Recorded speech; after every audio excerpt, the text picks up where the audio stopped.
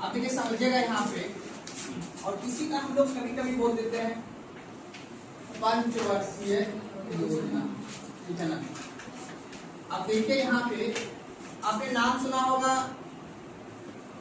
M Visvesvaraya का नाम सुने थे? क्या थे वो? एम विश्वेश्वरैया। हमारे देश के इंजीनियर, प्रथम इंजीनियर कौन थे बाबू? एम विश्वेश्वरैया।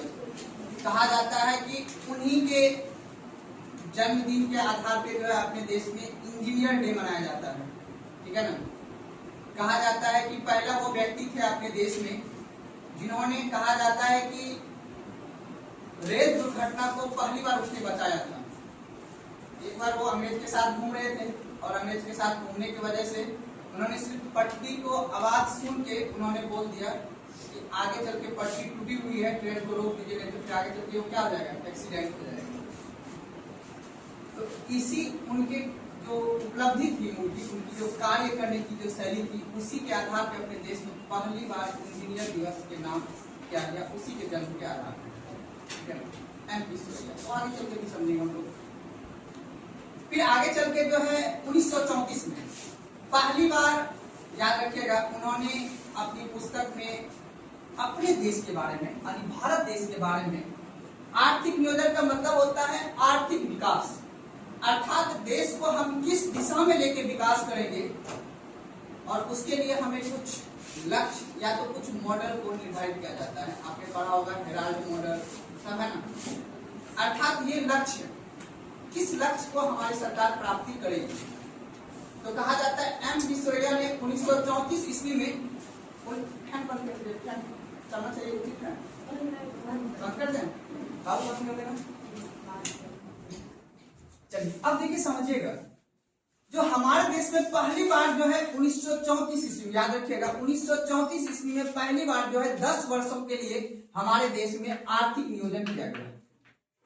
आपको पता ही है 1934 में क्या दौर चल रहा था, अंग्रेज का दौर चल रहा था। हमारा देश उस समय काफी ज्यादा आजादी के अग्रसर पे था और उसी समय द्वितीय विश्व युद्ध की नींव भी लगभग पड़ने वाला ही था। तो उस समय हमारा देश में पहली बार जो है 1934 में 10 वर्ष के लिए आर्थिक नियोजन की बात की। उसके बाद याद रखिएगा 1938 ईस्वी में एक अधिवेशन हुआ था, आपने नाम सुना होगा हरिपुरा अधिवेशन, नाम सुने आप लोग? सुभाष चंद्र बोस की अध्यक्षता में, ठीक है ना, हरिपुरा अधिवेशन हुआ और हरिपुरा अधिवेशन के समय में ही सबसे पहली बार आर्थिक नियोजन, यानी एक वर्ष के लिए कैसे देश विकास करेगा, पहली बार जो है JL नेहरू, जवाहरलाल नेहरू के अध्यक्षता में पहली बार अपने देश में आर्थिक नियोजन की विकास की गई थी, एक वर्ष के लिए, कोई दिक्कत नहीं। उसके बाद आगे चल के 1942 ईस्वी में, जब उस समय द्वितीय विश्व युद्ध लगभग समाप्त के कगार पे था और अपने देश में आजादी के लिए चरम सीमा पार कर चुके थे और देश में आंदोलन काफी ज्यादा हो रहा था, तो बंबई के 10 उद्योगपति ने मिलकर, 8 उद्योगपति, किताब में 8 उद्योगपति लिखा हुआ है, 8 उद्योगपति ने मिलकर 15 वर्षों के लिए आगे के लिए प्लान बनाया कि आगे हमारा देश कैसे विकास करेगा। इसको हम लोग बोलते हैं बंबई प्लान, नाम सुने भी होंगे आप लोग, बंबई प्लान। 8 उद्योगपति ने मिलकर क्या किया, बंबई प्लान का निर्धारण किया, जो कि देश आगे विकास कैसे करेगा।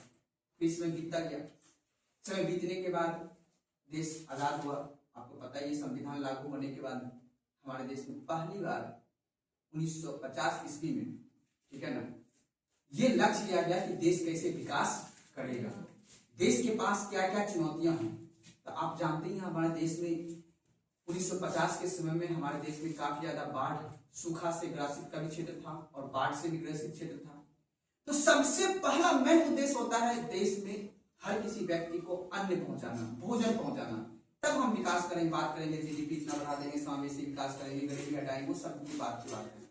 सबसे पहले हमने पंचवर्षीय योजना को गठन किया, ठीक है ना, और हर 5 वर्ष में, और उसी पंचवर्षीय योजना के तहत हमने सबसे पहला गठन किया योजना आयोग का, सामुदायिक विकास कार्यक्रम का गठन किया। और सामुदायिक विकास कार्यक्रम के गठन करने के बाद ही जस्ट हमने योजना आयोग का गठन किया और योजना आयोग के तहत हमने ये लक्ष्य निर्धारित किया कि हम अगले 5 वर्ष में हमारा देश किस क्षेत्र को प्राथमिकता देके विकास करेंगे। तो अभी तक लेके, याद रखिएगा, आजादी के समय से लेके वर्तमान में 2017 तक में हमारे देश में कुल 12 पंचवर्षीय योजना आया हुआ है, ठीक है ना। तो याद रखिएगा पंचवर्षीय योजना कितने वर्ष का होगा बाबू? 5 वर्ष का होगा। तो 1951 से लेकर 1956 तक को हम बोलेंगे कौन सा बाबू? प्रथम पंचवर्षीय योजना। यहां से जो सवाल पूछता है ना, अपने देश में कई सारे युद्ध जैसी स्थिति भी आई है, अकाल जैसी स्थिति भी आई है, वित्तीय संकट भी आया है, वैश्विक महामारी या वैश्विक युद्ध की स्थिति में, जैसे आज आपको पता ही है कि अपने देश में एलपीजी सिलेंडर का हो गया, जिसको हम पेट्रोलियम बोलते हैं, उसी से हमारे देश में पेट्रोल और डीजल और केरोसिन का उत्पादन किया जाता है, और उसी से हम लोग एलपीजी गैस जिसको हम लोग बोलते हैं, उसी से हम लोग बनता है, जो कि अभी क्राइसिस अपने देश में दिख रहा है, क्योंकि हम लोग विश्व लेवल पे दूसरे नंबर पे जो है आयातक देश है इसके लिए एलपीजी का लेकर, है ना। तो खैर बात को छोड़ दीजिए। तो 1951 से लेकर 1956 के बीच हमारा पहला पंचवर्षीय योजना आया था। इसके अंतर्गत याद रखिएगा, इसके अनुसार बात को लिखाएंगे, इसके अंतर्गत जो प्राथमिकता दिया गया था, क्या चीज का दिया गया था? कृषि को दिया गया था। इसी के अंतर्गत पंचवर्षीय योजना के अंतर्गत भाखड़ा नंगल बांध, हीराकुंड बांध और आपने नाम सुना होगा दामोदर घाटी परियोजना, ये 3 परियोजना को इसी पंचवर्षीय योजना के तहत गठन किया गया कि अपने देश में जो बाढ़ आ रहा है उसकी पानी को रोकना है, और जिधर सूखा है परियोजना के माध्यम से बांध बना के हम उस क्षेत्र में पानी भी पहुंचाएंगे। तो 3 बांध का निर्माण किया गया था, ठीक है ना। और उसी के तहत हमारे देश में सबसे पहली बार, क्योंकि उस समय हम खाद्यान्न पे दूसरे देश से निर्भर थे, हम गेहूं दूसरे देश से मंगाते थे, चावल हम दूसरे देश से मंगाते थे, और हम बात कब की कर 1950 की, जिसमें आजादी हुआ। एक तो कृषि की समस्या थी, खाद्यान्न की समस्या थी, और दूसरी सबसे बड़ी समस्या थी शरणार्थी का, क्योंकि मेरा देश जब विभाजन हुआ था ना, तो बहुत से आदमी यहाँ से पाकिस्तान चले गए थे, और पाकिस्तान से कहाँ गए थे? भारत। तो उसको एक बसाना की तो जिम्मेदारी था, क्योंकि पॉपुलेशन काफी ज्यादा बढ़ चुका था, अपने पास उतना भोजन करने के लिए पर्याप्त, जिस वजह से हमारे पास 2 संकट था, एक कृषि और दूसरा क्या था बाबू? शरणार्थी का। तो सरकार ने कृषि की समस्या से निपटने के लिए भारत सरकार ने उस समय अपना देश में 3 परियोजना का गठन किया। भाखड़ा नंगल बांध, हीराकुंड बांध पता है आप लोग को, उड़ीसा में पड़ता है, कौन सा नदी पे? माही नदी। और सतलज नदी पे कौन सा बांध बनाया गया है?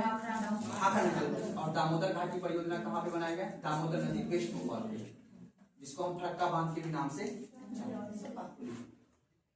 उसके बाद कभी कभी आपसे एग्जाम में जो पूछ देगा ना बाबू, वो पूछ देगा कि निम्नलिखित में से कौन सा पंचवर्षीय योजना कितने वर्ष का था, ठीक है ना। 5 वर्ष का पंचवर्षीय योजना होता है, कुछ अवकाश वर्ष भी रहा है।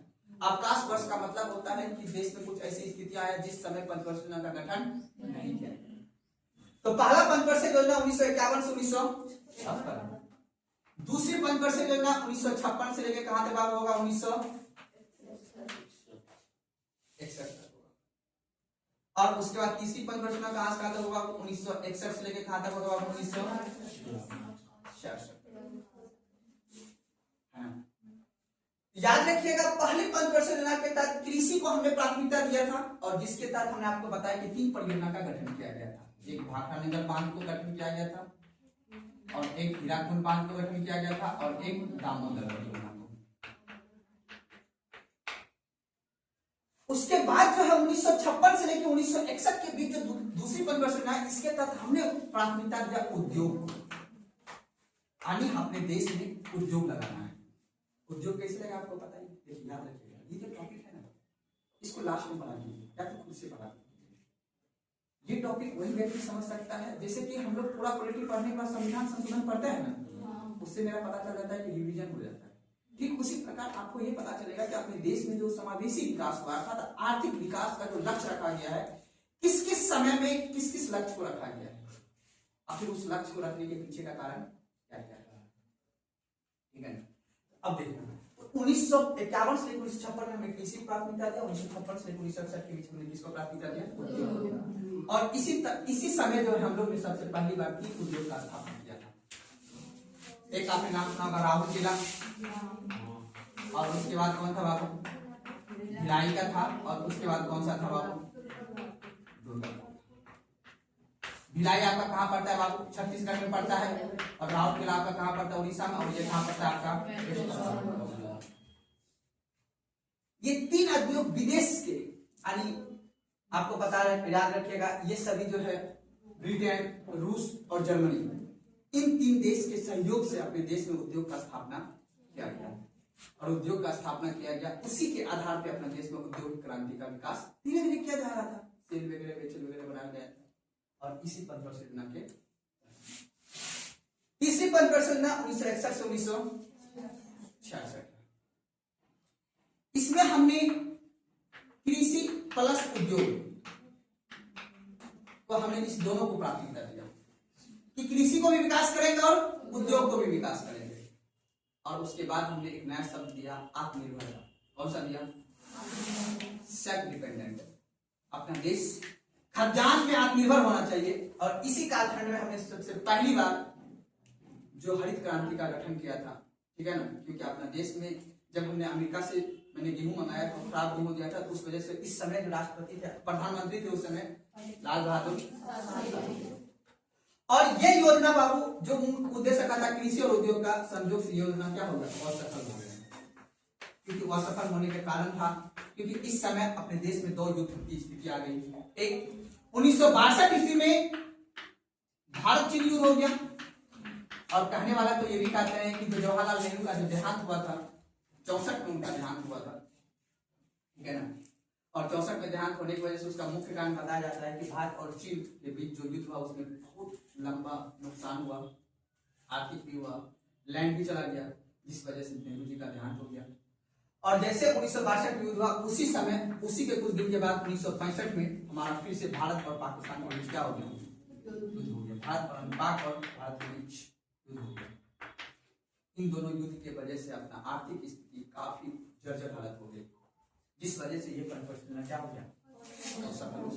जो हम विकास दर से ग्रोथ कर रहे थे वो विकास दर को हम अचीव नहीं कर पाए और जिस वजह से हमारा योजना असफल हो गया। जब योजना सफल हो गया तो अब याद रखना ये कितना परिवर्तन हो गया बाबू? 3। तो हमें 3 वर्ष का गैप कर देना है। 66 में 3 जोड़ेंगे कितना होगा? कितना होगा? तो हम लोग जोड़ देंगे चौथी जो परिवर्तन होगा बाबू, उन्हें तब से कितना होगा? बोलेंगे 1974 तक चलेगा ये परिवर्तन योजना।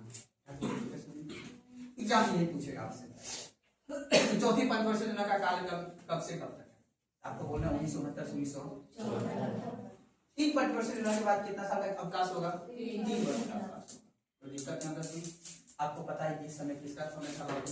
इंदिरा गांधी। पहली बार उन्होंने नारा देगा कि गरीबी को परिवार नियोजन का नारा देगा, 14 बैंक का राष्ट्रीयकरण करेगा, समाजवादी का विचारधारा देगा उन्होंने, ठीक है ना। और हमारा देश इसमें भी जुड़ रहा था। बांग्लादेश इस समय भी शरणार्थी का प्रॉब्लम था और कुछ दिन के बाद यहाँ भी चौथी परिवर्तन जब अपने देश में आया ना बाबू, इस समय नहीं, क्योंकि बांग्लादेश अलग हो गया और बांग्लादेश से कुछ व्यक्ति अपने देश में आ गया था, जनसंख्या ऑटोमेटिक बढ़ गया। तब भारत सरकार ने जनसंख्या नियंत्रण कानून लाया, जनसंख्या नियंत्रण कानून 1976 लाया अपने देश में, जिससे नसबंदी वगैरह कार्यक्रम चलाया गया था अपने देश में कि जनसंख्या को क्या करना है? कंट्रोल करना। कोई दिक्कत नहीं? अब बताओ, यहाँ तक कोई दिक्कत नहीं? अब अगला परिवर्तन हम बताएंगे। अगला 5वीं या चौथी परिवर्तन क्या रहा वो? ये भी असफल रह गया था, याद रखिएगा, ये भी असफल रह गया था। ये भी होने का कारण ये था भारत और बांग्लादेश के बीच क्या हुआ था? युद्ध। तो भारत और पाकिस्तान के बीच क्या हो गया? युद्ध हो गया, जो नया बांग्लादेश बना हुआ था, ठीक है। और उसके बाद बाबू याद रखना है 1974 से लेकर कब तक होगा बाबू? ये 1900 के कब तक होना चाहिए? 74 5 कितना होगा जी? 69 होना चाहिए। लेकिन ये मात्र एक ऐसा योजना है जो कितना साल चला था बाबू? 4 साल।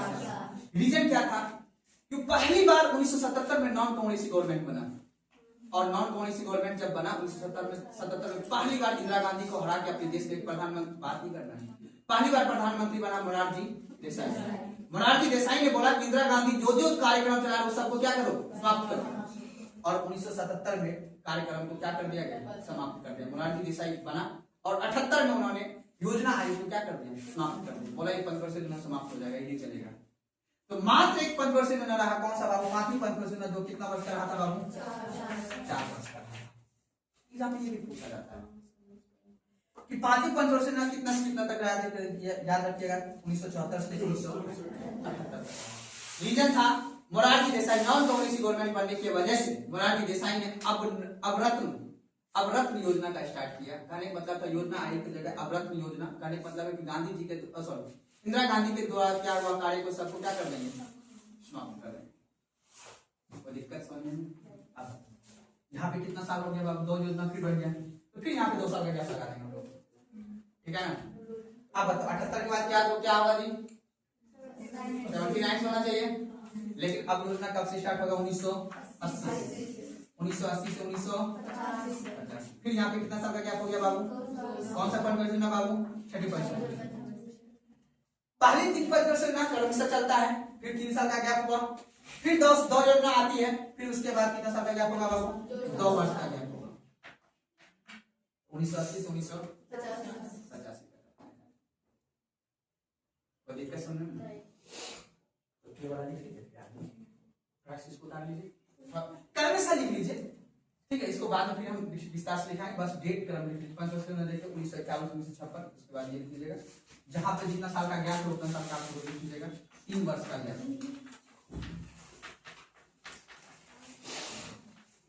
यहाँ पे 2 वर्ष का गैप है छठी पंचवर्षीय में।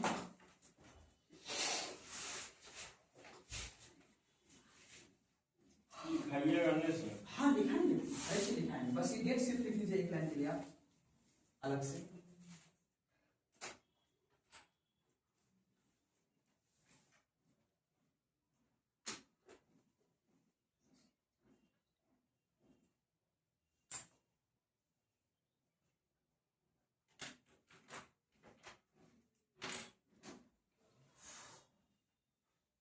यहाँ पे लिख लीजिएगा परिवार नियोजन कार्यक्रम, परिवार नियोजन कार्यक्रम सब लिखाएंगे। परिवार नियोजन कार्यक्रम चलाया गया था चौथी पंचवर्षीय योजना में।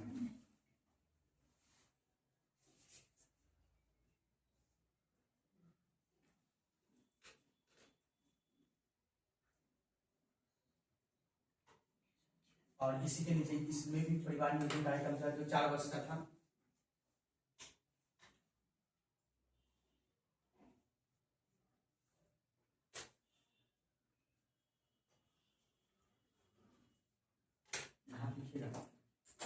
जनसंख्या नीति 1976,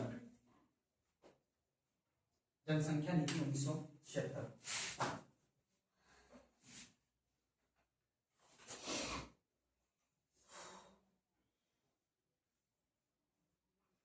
उसके बाद लिखिएगा इसमें गरीबी निवारण, गरीबी निवारण एवं रोजगार सृजन, रोजगार सृजन, गरीबी निवारण एवं रोजगार सृजन।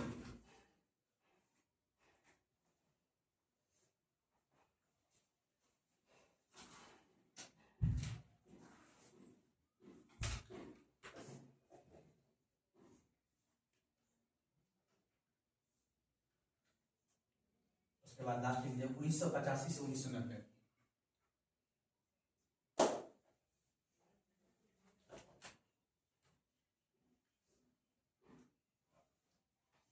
लास्ट लिख लीजिएगा 1985 से 1990, 1985 से 1990।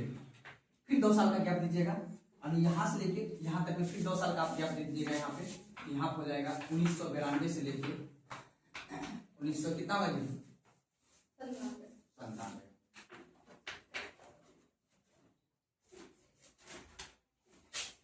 बस याद रख लेना है आपको, छठी के बाद 7वीं पंचवर्षीय योजना और 8वीं पंचवर्षीय एग्जाम में पूछेगा।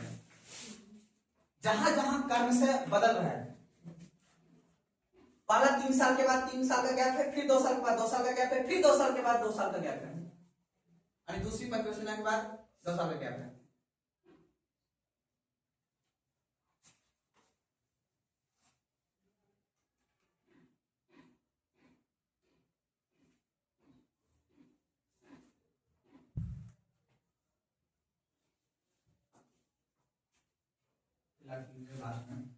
9वीं 1997 से 2009, फिर 10वीं लिख लीजिएगा 2002 से 2007, फिर 11वीं लिख लीजिएगा 2007 से लेके 2012, फिर 12वीं लिख लीजिएगा 2012 से लेके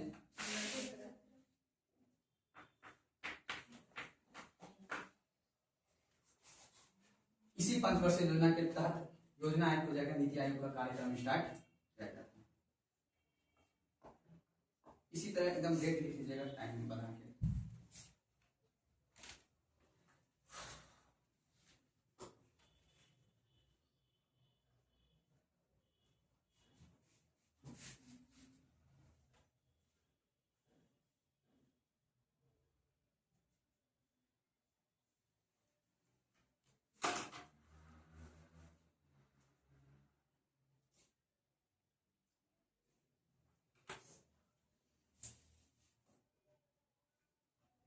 छठी तक लिख लिया।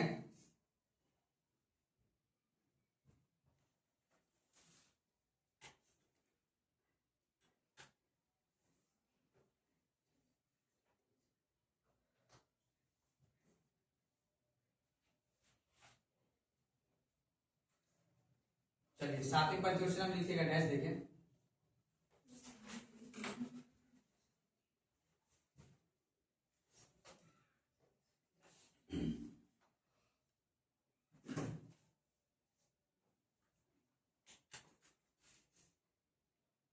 बस देख लीजिएगा कहाँ कहाँ गैप है, बस उस डेट को याद रखना है।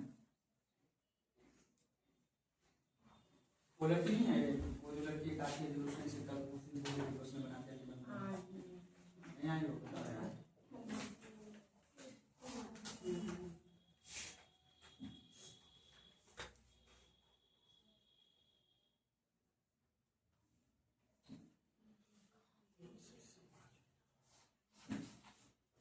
क्या हुआ, समझ में नहीं आ रहा है? नहीं आ रहा समझ में? तो पूछो हमसे, समझ में आए दोबारा बताते हैं। देखो पंचवर्षीय योजना मतलब 5 वर्ष का योजना। हर 5 वर्ष में ये सरकार लक्ष्य लेती है कि हमें इस 5 वर्ष में क्या काम करना है, तो उसका एक मुख्य लाइन होता है, लक्ष्य लेने का एक मुख्य लाइन होता है। फिर इसके विस्तार में अभी बताऊंगा एक एक करके। तो पहली पंचवर्षीय योजना में मुख्य लक्ष्य था क्या चीज का? कृषि का। द्वितीय पंचवर्षीय योजना में मुख्य लक्ष्य था उद्योग का। तीसरी पंचवर्षीय योजना था कृषि और उद्योग दोनों का था, लेकिन ये क्या रह गया? असफल रह गया, परिस्थिति आ गया, युद्ध आ गया। उसके बाद जो चौथी पंचवर्षीय योजना क्या था? यहाँ पे 3 साल का गैप हो गया, क्योंकि युद्ध क्या हमारा उतना कार्यक्रम नहीं चल पाया, हमारा उतना विकास नहीं पाया, काफी नुकसान था। तो हमने यहाँ पे जो सरकार ने लक्ष्य लिया कि हम एक योजना बनाएंगे कि अगले 5 साल में कैसे काम करेंगे, तो वो यहाँ पे देखो 66 बाद 67 में नहीं बना, 68 में नहीं बना, ठीक है ना? कब बना? डायरेक्ट 69 में बना। हमारा 3 साल का गैप हो गया यहाँ पे। तो एग्जाम में पूछेगा कि चौथी पंचवर्षीय योजना का कार्यक्रम कितना है, यानी कितना से कितना वर्ष तक चला था? 1969 से लेकर 1974 तक।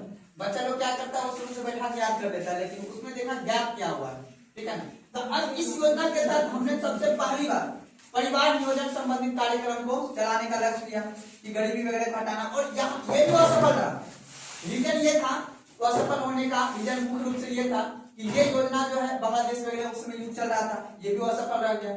उसके बाद फिर 1974 से लेकर 1978 के बीच जो योजना बनी, इस समय इंदिरा गांधी हार गई। क्यों? क्योंकि ये इमरजेंसी का काल था, आपातकाल देश में लगा था, और पहली बार 1977 में नॉन कांग्रेसी गवर्नमेंट आया। इसीलिए योजना में 5वीं पंचवर्षीय योजना जो है मात्र कितने वर्ष के चला? 4 वर्ष का ही चला। ये भी एग्जाम पूछ देता है, ये इंपॉर्टेंट हो गया, क्योंकि 5वीं पंचवर्षीय योजना 1974 से 1969 चलना चाहिए, 79 चला, कितना होगा? 79 चलना चाहिए, लेकिन चला कितना जी?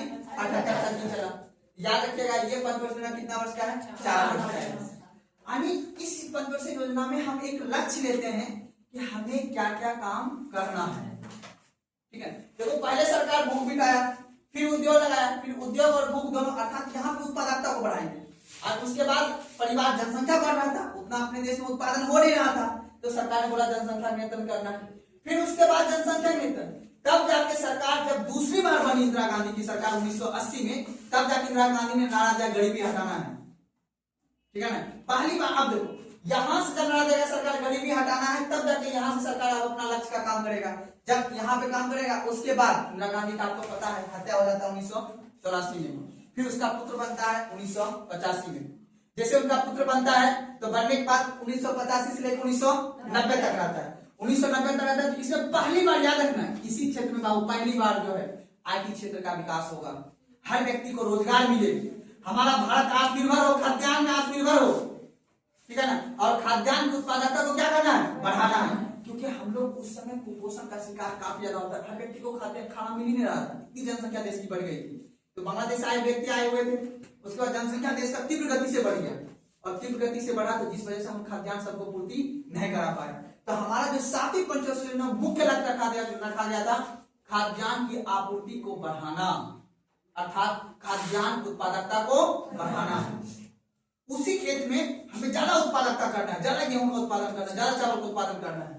उसके बाद आया 1992 से 1997, ठीक है। अब बताओ यहाँ पे 2 साल का गैप हो गया, क्यों गैप हो गया, क्योंकि राजीव गांधी सिलेबस से थी, है ना, नाम सुने है ना। तो देश में कुछ ऐसी स्थितियां आ गई जिस वजह से, और उसके बाद आपको पता है कि आर्थिक संकट देश में आ गया था 1990 में, ठीक है ना, पता है ना आपको। तो 1990 में आर्थिक संकट आया, उसके बाद एलपीजी रिफॉर्म, तो नारे बात को 89 से आर्थिक संकट देश में आ गया था, तेल संकट काफी ज्यादा देश में हो गया था, ठीक है ना, मंडराने लगा था 80 से ही, लेकिन अपने देश में इम्पैक्ट पड़ते पड़ते उसके बाद हमने पहली बार अपने देश में आर्थिक विकास का ओपन इकोनॉमी किया। 1991 में हमने पहली बार में एलपीजी मॉडल को लागू किया, है ना, उदारीकरण, निजीकरण और वैश्वीकरण, उसके उसी लेट होया। और 1992 से 1997 में पहली बार अब हम यहाँ पे बोलेंगे कि नहीं, अब गरीबी को जो है ना, इस योजना में गरीबी को अब ये बोला कि हम अपना कुछ भी हो जाए, अब गरीबी को कहां तक पहुंचाना है, धरातल पे पहुंचाना है। यानी इंदिरा गांधी के द्वारा दिए गए नारा को पीवी नरसिम्हा राव ने धरातल को उतारा, गरीबी को कहां उतारना है, धरातल पे। और पहली बार पंचायती राज को क्या बनाया गया, बोलो ना जी, संवैधानिक दर्जा दिया गया, इसी पर याद है ना, 73 बोला कि पंचायती राज का जब संवैधानिक दर्जा मिलेगा तब जाके ग्राउंड लेवल पे क्या होगा, गरीबी को हम देख पाएंगे। और गरीबी के निवारण के लिए पहली बार हमने अंत्योदय योजना चलाया, मनरेगा चलाया, ठीक है ना, सामुदायिक विकास कार्यक्रम के तहत हमने कई सारे योजना चलाया, ठीक है। उसके बाद मिड डे मील चलाया, प्राथमिक शिक्षा को विकास किया, स्वास्थ्य शिक्षा को सेक्टर में विकास किया। तो अब देखो इन सभी क्षेत्र में यही सब का विकास होगा, ठीक है। और लास्ट में हम करेंगे किसका विकास, समावेशी विकास, और व्यक्तियों पर कैपिटा इनकम को क्या करना है, 2 गुना करना है, व्यक्ति की आय को क्या करना है, बढ़ाना है, और समावेशी विकास करना है। तो आपको देश का अगर आप देखोगे, देश अभी आप मान लो कि बाबू 80 साल के लगभग आबादी का हो गया है, तो तुम सोचो कि देश के पास जो चुनौतियां थी उस चुनौतियों के हिसाब से अपना देश ने लक्ष्य निर्धारित किया और उस लक्ष्य के प्राप्ति के लिए देश काम किया। उस बीच में कई सारी चुनौतियां भी तो हुआ, तुम ये सोच सकते हो कि अपने 2 प्रधानमंत्री की देश में हत्या हो गई है, ठीक है ना।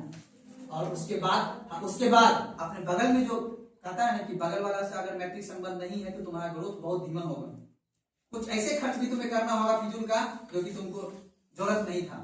तुम्हारा पड़ोसी में अगर मान लो कि कोई दुश्मन हो तो कुछ ऐसा काम करना पड़ता है ना जो चाह के भी, तो वही बात है कि अपना मित्रवत संबंध नहीं था, पाकिस्तान था, तो उसके लिए हमने कई सारे परमाणु संयंत्र वगैरह का भी उन्होंने निर्माण किया है, उस हिसाब से काम चलता रहा देश का।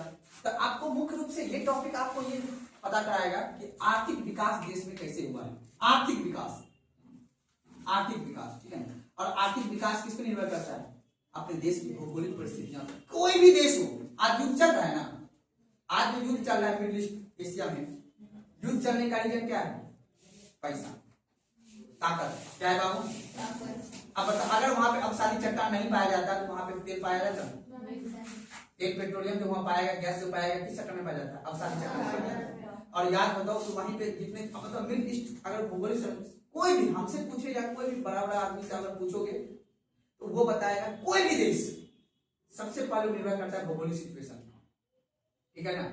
और आज हमारा देश क्यों उस पर निर्भर है, क्योंकि अपने पास ऐसा सिस्टम नहीं है, भौगोलिक सिचुएशन अपने पास ऐसा नहीं है कि जिस वजह से अपने देश में ईंधन हो पाए, ऊर्जा हो पाए, ठीक है ना। अगर अपने पास अगर ऊर्जा रहता, अपने पास अवसादी चट्टान होता, आज अपने देश में पेट्रोल निकलता, गैस निकलता, तो बड़ा मस्ती चलता, फिर मोदी न्यूज से लोग से कोई दिक्कत पड़ने वाला नहीं है आज। लेकिन देखो उस क्षेत्र में जब युद्ध होगा, आज की बात नहीं कर रहा हूँ, मेसोपोटामिया बताऊंगा कि सिंधु घाटी सभ्यता क्यों मुझसे व्यापार करता था, मेसोपोटामिया सभ्यता, उसके रास्ता को कैनाल करने के लिए तुम सोच सकती हो कि पुर्तगाल वगैरह आक्रमण किया अपने देश पे, ठीक है ना। तो एक है स्वेज नहर वाला रास्ता जहां से ट्रेड वगैरह होता है, और एक रास्ता है कौन सा, हॉर्मुज जल संधि। अगर आप लोग मैप देखे होंगे तो आपको पता होगा, ठीक है ना। मैप अगर देखे होंगे तो एक रास्ता ऐसे करके है, ऐसे करके ये वाला रास्ता हॉर्मुज जल संधि, ठीक है, ऐसे करके बाबा अल मंदिर जल संधि है यहाँ पे, ये वाला। ये जो इधर जो स्वेज का जो भूमध्य सागर से रास्ता लाल सागर होते हुए जो जाता है, ये है ट्रेड वाला, व्यापार यहाँ से होता है, गुड्स का व्यापार होता है, गुड्स का। यहाँ से व्यापार हम लोग भेजते हैं, मुंबई से जाता है मेरा व्यापार, या उधर से व्यापार आता है तो हम लोग यूरोप में व्यापार कर लेते हैं तुर्की के माध्यम के रास्ते, स्वेज नहर होते हुए। ये वाला है कौन सा, ऊर्जा वाला। ऊर्जा मतलब समझते हो, पेट्रोल, गैस, डीजल, ये रास्ता है, ये वाला। कब एल्टीट्यूड में रहता है, हम वो एक ऐसा भौगोलिक सीमा में है ना, ऐसा वो ध्रुव पॉइंट पे है ना, अपने आप को माना हुआ तो वो किसी को हरा, ठीक है, वो सबको नुकसान पहुंचा सकता है। आप सोच लो, तुम एक मिनट ध्यान से सोचो, युद्ध कहीं और हो रहा है, हमसे 7000 किलोमीटर दूर युद्ध हो रहा है, लेकिन प्रभाव हमारे जेब पे पड़ा कि नहीं पड़ा। वो तो इलेक्शन है अभी वेस्ट बंगाल में, तब जाके पेट्रोल का दाम नहीं बढ़ा हुआ है, नहीं तो पेट्रोल का दाम बढ़ के चरम सीमा पे पहुंच जाता। हमारा बात को ना, तो इसीलिए देखो कहने का मतलब है भौगोलिक सिचुएशन। आज सोचो आपने, अगर हिमालय नहीं होता ना तो चाइना कब के अपने लोग को उठा के चला जाता। वो तो हिमालय उतना ऊंचा है कि उतना बड़ा टेक्नोलॉजी अभी डेवलप नहीं कर पाया चाइना, तो उधर भौगोलिक सिचुएशन ना।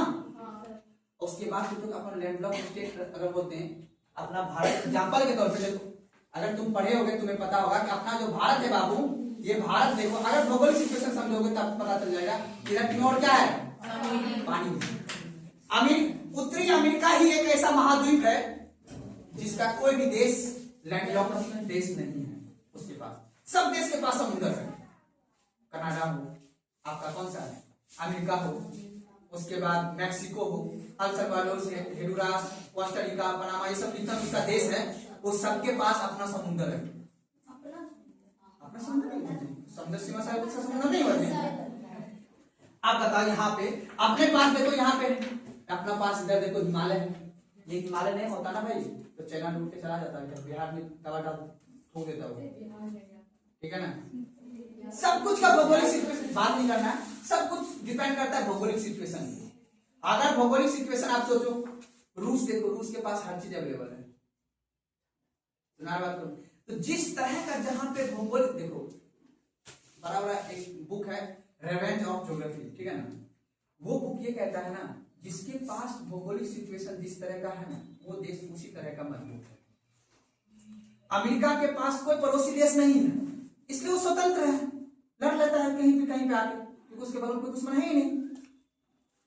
बगल में दोनों बगल उसको समुद्र है, एक तरफ प्रशांत महासागर, एक तरफ अटलांटिक महासागर। कनाडा को रख रखा है, कनाडा कुछ बोल ही नहीं सकता है। उसके बाद वो कहते हैं हम अपने सेना में घर में रखेंगे, पागल है क्या, सब सेना भेजे उधर जहाँ ताकत हमको शासन करना है। वो अपने जहाँ उसका लैंड है ना, जहाँ उसका मैन भूमि है, वहां पर सेना नहीं रखता है, जरूरत ही नहीं है, कोई दुश्मन नहीं है वहां पे। कौन आएगा पानी से अटैक करने के लिए, बताओ उसको, तो आएगा। अपन लोग को पड़ोसी बाप 7 देश से सीमा सदा करते हैं, अपन स्थल से जानबूझ के भी एसएसबी भी ये सब रखना पड़ेगा, कुछ खर्च तो मेरा फिर वहां जा रहा है ना। अभी अपने बगल भी साल समुद्र रहता, मजा आता, अलग बात करता है।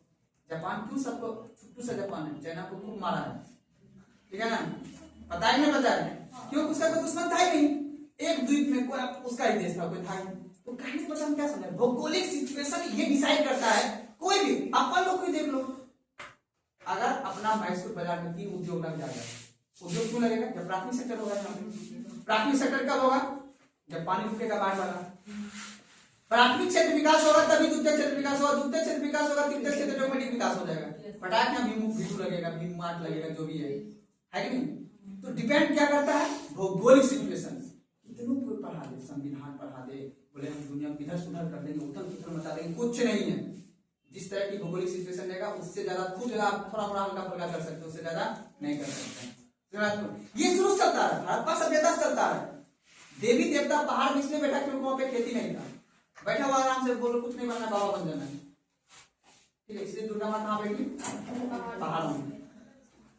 कठिन रहेगा उसको देखना तब नहीं, अगर वो खेत में बैठता साथ नहीं देख लेता, साथ में देख लेता तो फिर तो उसकी शक्ति नहीं रहता ना। इसलिए प्रधानमंत्री कहाँ बैठते हैं, दिल्ली में, आपके घर में नहीं बैठेगा, तो इसका वैल्यू नहीं रहेगा ना।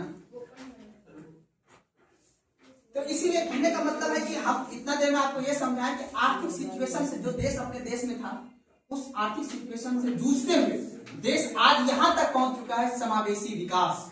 यानी अब समावेशी का विकास मतलब है कि देश का जो पूरा जीडीपी है ना, इनकम है, वो गरीब आदमी भी जाना चाहिए, क्योंकि गरीबी देश एक आदमी नहीं बनाया, देश सबने बनाया, देश सबका है। हमने इसीलिए संविधान बोला है, हम भारत के लोग। इसीलिए आज जो बारीक बारीक पर योजना पढ़ोगे आप, बारीक पर योजना के प्रति व्यक्ति आय को दोगुना करना है और तब जाके समावेशी विकास करना है। समझा बात को? आज को बहुत कम ऐसा आदमी, मुट्ठी भर आदमी बचा हुआ है जिसको खाना नहीं, बहुत गरीब होगा जो अपना बुनियादी ढांचा भी पूरा नहीं कर पा रहा होगा, बहुत कम मुट्ठी भर आदमी बचा होगा, है ना जी? ऐसा हर घर में 4 अगर सदस्य उसके में 3 एंड्रॉइड फोन है कि नहीं जी? तो ये वाला पॉइंट लिखिए सारे आदमी, ये वाला पॉइंट लिखिए ना, उसके सामने में एक 2 पॉइंट लिख लीजिएगा। चलिए छठी बाकी क्वेश्चन तक लिख लिए, छठी पॉइंट क्वेश्चन आप लिखिए, 7वीं में लिखिए, 7वीं में कैसे लिखिएगा? खाद्यान्न, 7वीं में लिखिएगा, 7वीं में खाद्यान्न उत्पादकता को बढ़ाना, खाद्यान्न उत्पादकता को बढ़ाना। अब बताइए यहां पे हमने ये निर्णय लिया है कि जो खाद्यान्न अपने यहाँ गेहूं चावल होता है, याद रखें, इसी के तहत अपने देश में एपीएमसी मार्केट का गठन किया जाता है, ठीक है ना? एपीएमसी मार्केट का नाम सुने हो ना, इसमें तहत एमएसपी रेट डिसाइड किया जाता है। तो खाद्यान्न उत्पादकता को बढ़ाने के लिए ये काम किया गया था, ठीक है ना? और उसके बाद तब जाके पता चला इतना योजना चला रहे गरीब दूर क्यों नहीं बढ़ रहे, तब बोला चलो सबसे पहले बुनियादी ढांचा शुरू करो। क्या बुनियादी ढांचा? सबसे पहले इंदिरा आवास। क्या देना है? इंदिरा गांधी जी को याद करने के लिए उसके नाम पे बोला गरीब आदमी ही याद रखेगा, अमीर आदमी को याद करता है। अमीर आदमी किस पे काम करता है? इंटरेस्ट पर। इंटरेस्ट जानते हो क्या पसंद है आपको? ये हमको भी पसंद है, ये अमीर आदमी का पास। अमीर आदमी फालतू की बात नहीं करेगा, आपके यहाँ आएगा भी अमीर आदमी सिर्फ काम से आएगा, काम हो गया बाय। गरीब आदमी आप कैसे हैं, कभी क्या शादी करवाइए ना, ऐसे ये गरीब आदमी का पहचान है। गरीब आदमी सिर्फ ये काम देखते हो, दो तरह का रिश्ता होता है, अमीर और गरीब। चाइना अमेरिका सिर्फ इंटरेस्ट फॉलो करता है, अच्छा भारत का इंटरेस्ट क्या है, ऐसे चलता है देश के लिए। और गाँव में भी इसी तरह है, शहर में भी इसी तरह है, ठीक है ना? इसीलिए एकदम फालतू बात नहीं करना है, सीधा इंटरेस्ट क्या जरूरत है, लो नहीं लो, ठीक है ना? तो यहाँ समझिए बात को। अब आ जाओ 1992 से 1997 जैसे लिखेगा, लिखिएगा, लिखिए उत्पादकता का जब इसमें लिखिएगा मानव विकास। मानव का क्या करना है बाबू? विकास। कैसे होगा मानव का विकास? यहाँ पे एक व्यक्ति था, उसका नाम था यूएन, नाम सुनिए, यूएन, यूनाइटेड नेशन। उन्होंने बोला कि देखो भारत ऐसा है, हम एक गठन करेंगे मानवाधिकार है। क्या गठन करेंगे? अगर किसी व्यक्ति को गरिमापूर्ण जीवन, तुम जो अपना लिखा है प्रस्तावना में, हर व्यक्ति को गरिमापूर्ण जीवन जिलाना है। तो अगर कोई व्यक्ति गरिमापूर्ण जीवन नहीं जी रहा है ना, तो तुम्हारा ये काम है कि तुम ऐसा लक्ष्य निर्धारित करो कि तुम्हारे देश में हर एक व्यक्ति का गरिमापूर्ण जीवन मिल सके। तो उसके लिए हमने इस परियोजना यानी इस परियोजना में 8वीं में हमने एक धारा लिखा मानव विकास सूचकांक, वुमेन डेवलपमेंट इंडेक्स, ठीक है ना? अब इसी के तहत याद रखना, हम लोग जो है मलेरिया मुक्त वगैरह, आपने नाम सुना होगा ना, मलेरिया मुक्त जो हो गया, और उसके बाद पोलियो शिकायत, ये सब निर्धारित किया मैंने। तो हमने पहली बार मानव विकास सूचकांक में 3 शब्द को जोड़ा। एक, गरिमापूर्ण जीवन जीना, मकान दे देंगे आपको। दूसरा, हम प्राथमिक शिक्षा देंगे आपको। और तीसरा, हम आपको स्वास्थ्य दे देंगे। क्योंकि इसी समय में फर्टिलिटी रेट करने का मतलब मृत्यु दर ज्यादा था, बच्चा पैदा होता था, कितना बच्चा पैदा होता? 9, बच्चा क्या तो 2। तो कहने का मतलब है फर्टिलिटी रेट जो मृत्यु दर था काफी ज्यादा था, क्योंकि उस समय कई सारे रोग था, कालाजार, ये सब बीमारी होता था। उस वजह से उसको करने के लिए हमने क्या डेवलपमेंट किया जी? मानव विकास। और मानव विकास में हमने 3 चीज को रखा, क्या क्या जी? शिक्षा को, स्वास्थ्य को और आवास। इसी में हम बोले क्या बोले, इस कालखंड का बात है ना बाबू, इस कालखंड का बात है।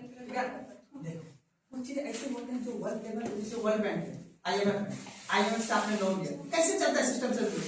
आईएमएफ ने आपको लोन दिया है कि आप अपने देश में स्वास्थ्य व्यवस्था को अच्छा कीजिए।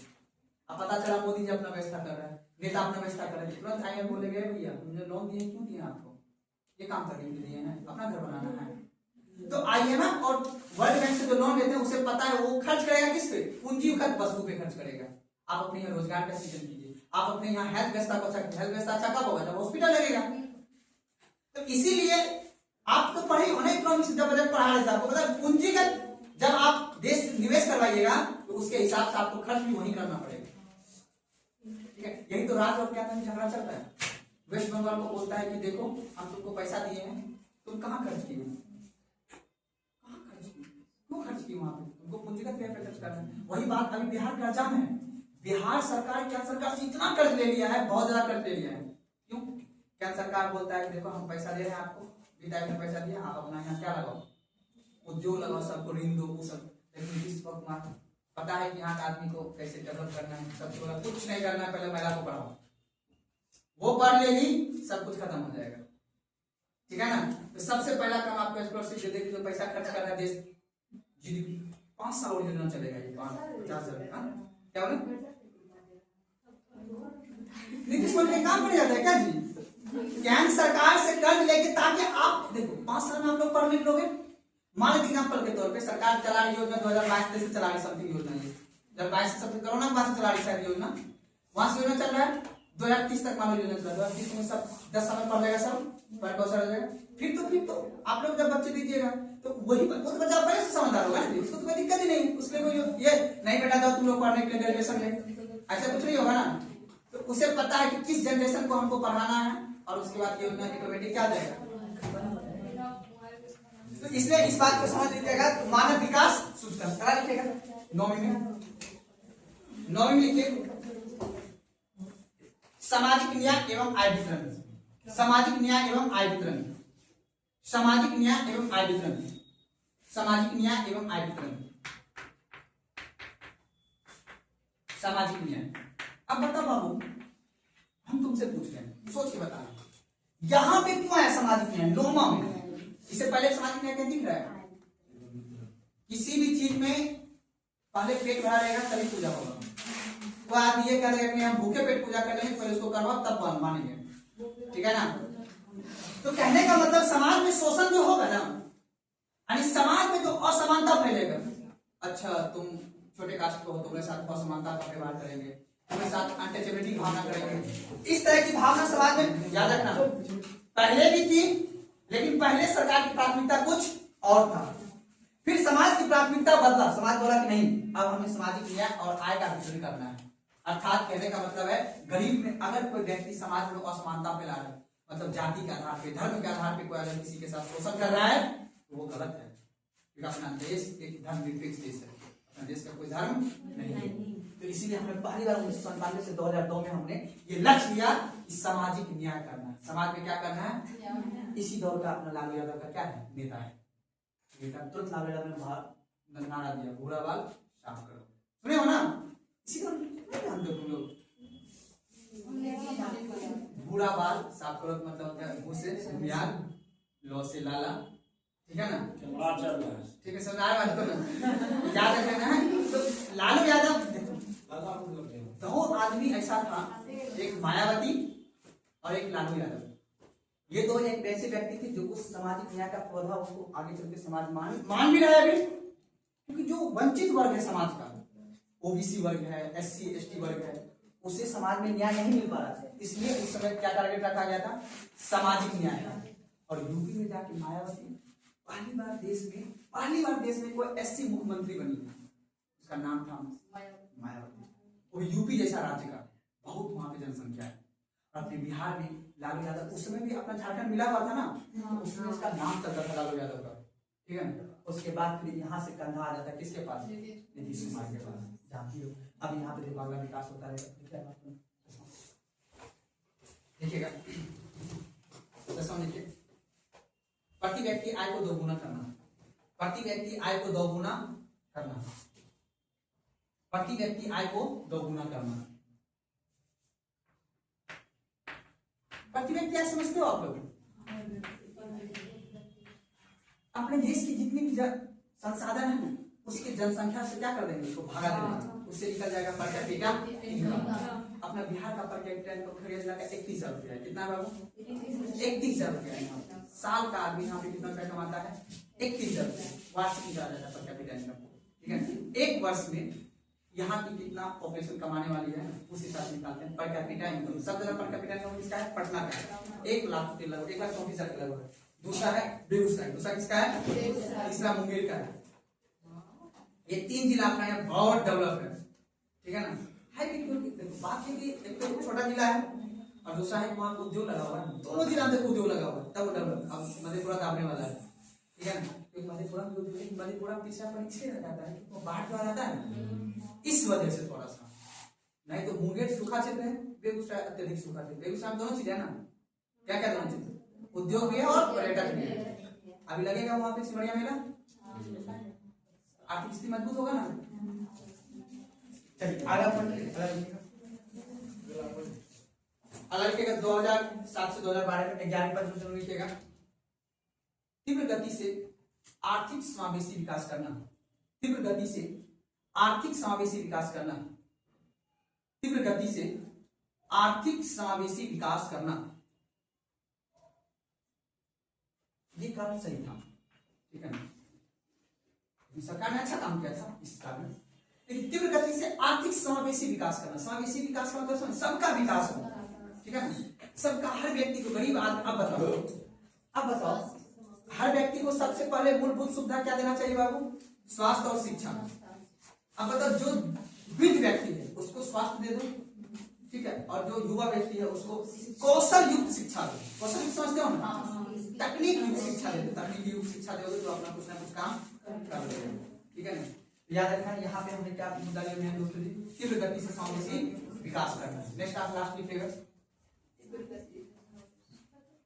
लिखिएगा तीव्र गति से समावेशी विकास। नेक्स्ट लास्ट लिखिएगा तीव्र गति से समावेशी विकास एवं, तीव्र गति से समावेशी विकास एवं सतत विकास करना है। सस्टेनेबल डेवलपमेंट समझते हो? एवं सतत विकास, समझ लो। सतत विकास क्या होता है? सभी क्षेत्र में विकास, ठीक है ना। सब क्षेत्र में विकास होना चाहिए बाबू। जब तक सब क्षेत्र में विकास नहीं होगा तब तक देश का विकास नहीं होगा। तो बात सुनो, इसलिए याद रखना है कि कोई भी योजना सरकार बनाती है एक जेंडर बेस्ड बजट, जानते हो ना, पढ़े होंगे आप लोग जेंडर बेस्ड बजट। जेंडर समझते हो ना, यानी महिला के लिए। अभी तो देश में बहुत बड़ी मुद्दा गरमाया हुआ है, अगर आप लोग जानते हो तो दब गया आर्थिक संकट आ गया है। अब जो महिला की जो आरक्षण नीति था ना, अब बहुत से महिला ये आरोप लगा रही है कि आपने तो बोला था 2029 में लागू कर देंगे 106वां संविधान संशोधन, है ना। लेकिन अब मतलब कुछ विधानसभा में जो चुनाव हो रहा है वो तो 2029 के बाद चुनाव होगा। जैसे अपना बिहार में चुनाव हुआ, 25 में चुनाव तो हो गया, महिला आरक्षण लागू हुआ। अब चुनाव कब होगा? 2030 में। तो जब आपने जो कानून बना दिया है कि 2029 के चुनाव में लोकसभा और विधानसभा के चुनाव में क्या होना चाहिए? आरक्षण महिला को मिलना चाहिए। कितना परसेंट है? 31% है, ठीक है ना। महिला आरक्षण में सोच लो वहां पे 100 में से 33 को महिला क्या रहेगी? मतलब 100 में से 33 को महिला एमएलए या तो एमपी रहेगी, ठीक है ना। तो अब उस हिसाब से सरकार ये मांग कर रही है, तो महिला लोग मांग कर रही है। तब देखो चल बोला संशोधन करेंगे, सब देखो क्या होता है। बिल आएगा, अगली बार जो बिल आएगा ना, तो बजट जो आएगा उस नेक्स्ट जो सत्र आएगा उसी सत्र में ये बात चल रही है कि अब महिला लोग को जो देखो अगर लागू कर दिया तो अभी जैसे कि देखो अब क्या होता है। वेस्ट बंगाल में अभी चुनाव हो जाएगा, पता है कितने राज्य चुनाव है ना? कितना राज्य चुनाव है अभी? वेस्ट बंगाल, तमिलनाडु, केरल, नागालैंड और कौन सा है? पुडुचेरी। 4 राज्य और एक केंद्र प्रदेश। इस 5 राज्य में भी चुनाव है। सबका रिजल्ट आएगा 4 मई को। कितने का आएगा? 4 मई को रिजल्ट आएगा। ये सब बेसिक बात जानकारी प्राप्त किया करो। चुनाव राज्य चुनाव आयोग कौन करवाता है? विधानसभा चुनाव कौन करवाता है? राष्ट्रपति करवाता है। इलेक्शन कमीशन करवाता है। भारत का निर्वाचन आयोग कौन करवाता है? अभी जो अपने यहाँ अक्टूबर में जो चुनाव होगा, अपने नवंबर चुनाव होने पता है ना। अभी जो दिवाली छठ पूजा होगा, पिछला बार जो छठ हुआ तो किसका चुनाव चल रहा है? विधानसभा का। अभी जो छठ पूजा होगा किसका चुनाव चलेगा? पंचायती राज का। मुखिया सरपंच का वार्ड का चुनाव कब है अपने यहाँ? नवंबर दिसंबर में होगा, अक्टूबर नवंबर दिसंबर पर 40 स्टार्ट हो जाएगा। तो वो चुनाव कौन कराएगा? राज्य निर्वाचन आयोग। कौन कराएगा? चलिए अब टॉपिक लिखा है, देखिएगा पंचवर्षीय योजना का विकास का क्रम। टॉपिक लिखिएगा पंचवर्षीय योजना का विकास का क्रम। पंचवर्षीय योजना का विकास का क्रम।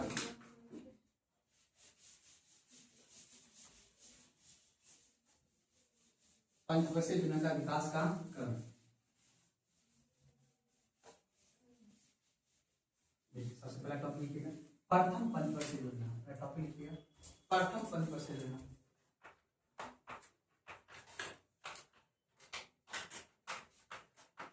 प्रथम पंचवर्षीय योजना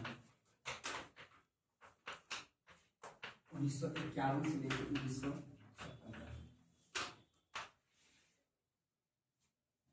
कैसे कीजिएगा लिखिएगा Herald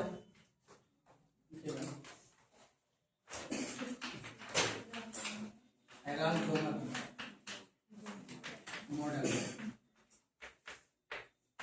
Herald Domar model. Herald Domar model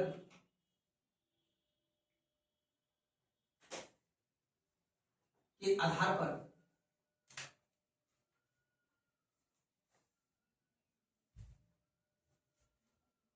इस पंचवर्षीय योजना का ऐसे लिख लीजिएगा पंचवर्षीय योजना FYP 5 ईयर। क्या लिखे थी हेराल्ड डोमर मॉडल लाइन क्या लिखे थे आधार पर इस 5 ईयर प्लान को रखा गया था।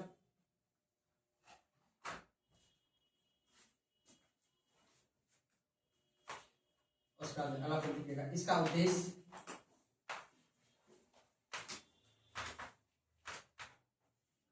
उद्देश्य कृषि क्षेत्र का विकास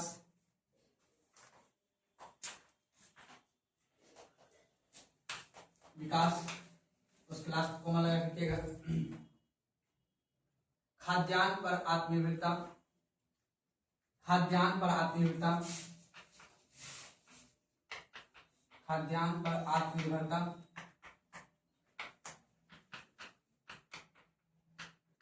खाद्यान्न पर आत्मनिर्भरता।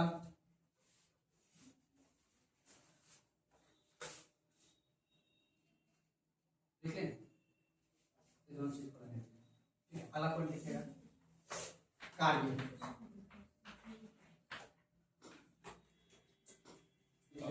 हाँ कैसे लिखिएगा सिंचाई परियोजना के तहत सिंचाई परियोजना के तहत 3 बांध बनाया गया। सिंचाई परियोजना के तहत 3 बांध बनाया गया।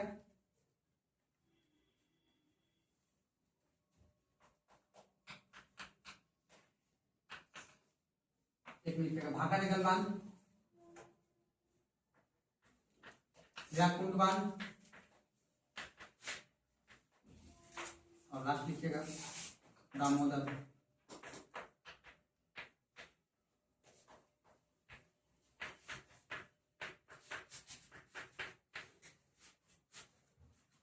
यहाँ पूछेगा निम्नलिखित में से कौन सा बांध किस पंचवर्षीय योजना तक बनाया गया था। आपको बोल देना प्रथम पंचवर्षीय योजना।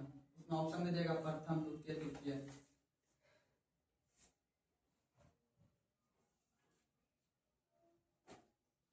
देखिए 3 कार्य हो गया। एक और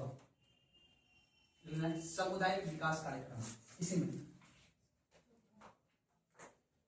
सामुदायिक विकास कार्यक्रम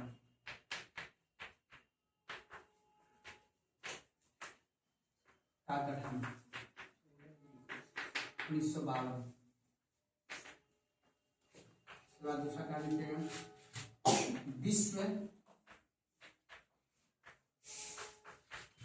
विश्वविद्यालय अनुदान आयोग UGC का गठन। पूछता है, सब एग्जाम में पूछता है यूजीसी का गठन किस 5 ईयर प्लान के तहत हुआ था। प्रथम यूजीसी जानते हो ना, यूनिवर्सिटी ग्रांट कमीशन। जो बच्चे फेलोशिप वगैरह देते हैं, कौन देते हैं फेलोशिप? यूजीसी देते हैं ना। जो बच्चे CSIR यूजीसी नेट वगैरह का एग्जाम क्वालिफाई करता है, प्रोफेसर साइंटिस्ट वगैरह जो बनते हैं ना, तो वो क्या देते हैं? वो पढ़ने के लिए सब्सिडी देते हैं, अनुदान देते हैं आपको। आप यूजीसी नेट का एग्जाम निकालिएगा तो आपको फेलोशिप मिलेगा, स्कॉलरशिप मिलता है, मिलता है नहीं मिलता है? तो किसके तहत मिलता है? यूजीसी के तहत मिलता है। अगर लिखिएगा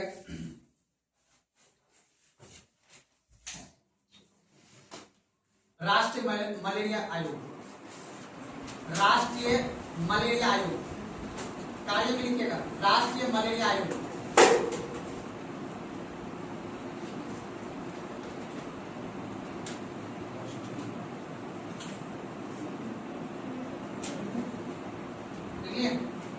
आप बताइए, आपसे पूछेगा कि प्रथम पंचवर्षीय योजना का मुख्य उद्देश्य क्या था बाबू? कृषि विकास और खाद्यान्न पर आत्मनिर्भरता, मेन उद्देश्य था इसका।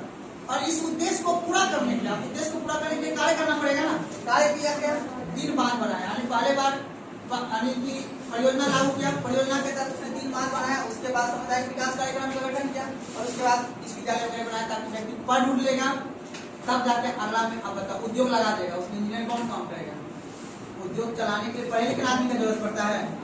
उसके लिए सबसे पहले देखो, अब इसी तरह के साथ 5 IIT का भी गठन किया गया था, पालीपत विश्वविद्यालय, लिख लो ये भी बात याद है। 5 IIT का गठन, 5 IIT का गठन।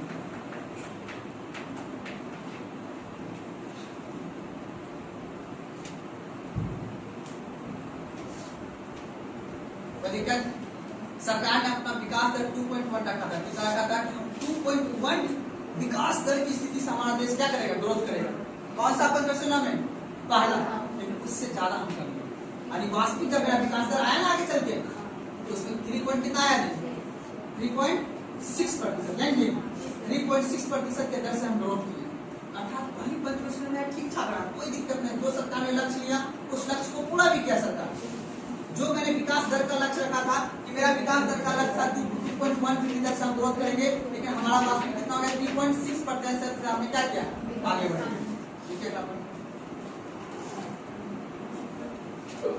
लिखिएगा सफलता, सफलता देखिएगा क्या क्या सफलता बाबू? विकास दर का लक्ष्य 2.1 था, विकास दर का लक्ष्य 2.1 था, 2.1% 2.1% था। विकास दर का लक्ष्य 2.1% था, लेकिन वास्तविक वृद्धि दर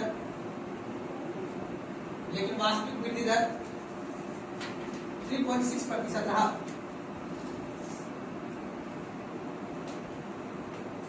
चलिए अगर लिखे टॉपिक दूसरी पंचवर्षीय योजना, टॉपिक लिखे दूसरी पंचवर्षीय योजना, लेकिन वास्तविक वृद्धि दर 3.6%। एग्जाम में बाबू इसमें से किसी भी तरह का सवाल पूछ सकता है। यूजीसी का गठन किस 5 ईयर प्लान के तहत हुआ था? पढ़ता है, बारह पढ़ना है ना। जैसे अनुसूची कितना है? बोलो ना जी, 12 है ना अनुसूची। अब कौन सा अनुसूची में क्या है? कंफ्यूज हो जाते हैं, ठीक इसमें भी आदमी कंफ्यूज हो जाता है, लेकिन याद रख लोगे तो सही से थोड़ा सा काम कर जाएगा। लेकिन जाएगा दूसरे 5% लिखिएगा।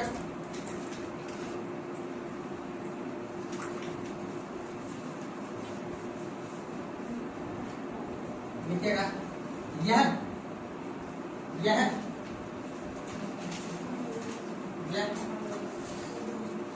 महालनोबिस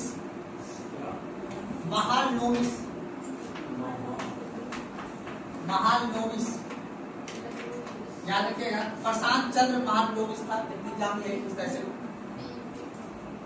महालनोबिस मॉडल, प्रशांत चंद्र, ठीक है ना, पूरा नहीं लिखना, बस इतना इस काम से पीसी महालनोबिस बोला जाता है किताब, है ना जी। ये जवाहरलाल नेहरू के फ्रेंड थे, ठीक है ना। आर्थिक समृद्धि में इसका जो व्यक्ति अर्थव्यवस्था में अच्छी पकड़ रखते थे ना, उसी व्यक्ति के नाम के आधार पे रखता था। अच्छा आपने सिद्धांत दिया है, आप ही के नाम के आधार पे हम इस मॉडल का नाम रखते हैं। अब ये मॉडल है, यानी अर्थात अब द्वितीय पंचवर्षीय चलेगा 1956 से लेकर कब तक चलेगा? 1961 तक जो चलेगा, ये इसी मॉडल के आधार पर देश क्या करेगा? विकास करेगा। अर्थात महालनोबिस सिद्धांत के आधार पर अपने देश में उद्योग का क्या किया गया था? विकास किया गया था। लिख लीजिएगा।